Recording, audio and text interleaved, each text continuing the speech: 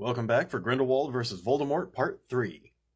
From the moment Dumbledore met Tom Riddle, he could tell that Tom had an urge to be different from anybody else, to be special in some way. It was also obvious that he feared death, considering it a human weakness, and doubting his mom's abilities because she was a witch and should have been able to find a way to avoid dying. He also initially believed his father, Tom Riddle Sr., to be a wizard, and asked Dumbledore if he had attended Hogwarts.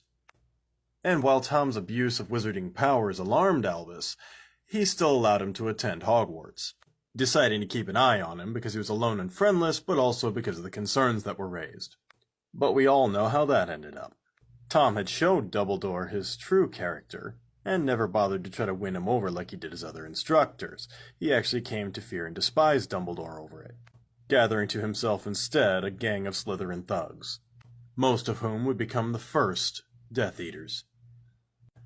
For, as Tom said, the weak seek protection, the ambitious seek some shared glory, and the thuggish gravitate toward a leader who could show them more refined forms of cruelty.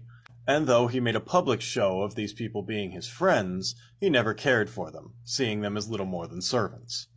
Becoming obsessed with his own heritage while he was at Hogwarts, he began to look into his father's name. Realizing that his dad did not attend Hogwarts, he was forced to accept that his mother had been the magical parent while his father had been the muggle parent.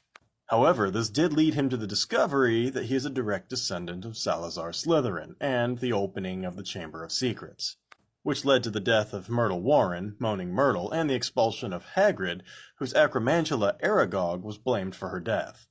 One of the biggest things Tom Riddle learned while at Hogwarts, however, was how to create Horcruxes, which he learned from Horace Slughorn, and put into use when he was only 16.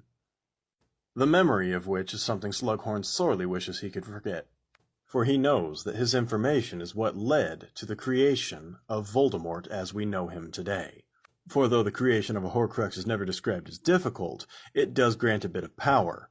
Being able to stave off death allowed Voldemort to gather like-minded followers and push his agenda, something that would have been far more difficult to do if he was constantly afraid of dying.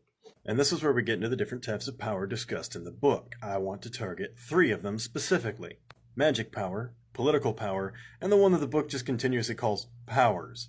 Magic power is power levels, the ability to cast certain spells. Some spells take more power than others, such as Harry's Patronus, which can be cast at a higher level compared to other people's Patronus. Political power is the power of persuasion, charisma, fear, that sort of stuff. The ability to lead others. And then there's just powers, the different types of magic used in the book. Stick around for part 4 where I delve more into the nuances of each of these.